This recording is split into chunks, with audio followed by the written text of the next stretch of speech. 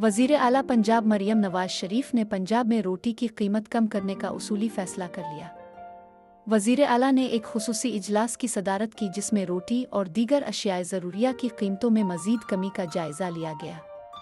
उन्होंने आटे की नई कीमत के मुताबिक रोटी की कीमत मुकर्रर करने की हिदायत की और पंजाब भर में आटे की कीमतों में कमी पर रोटी की कीमत कम करने की हिदायत की।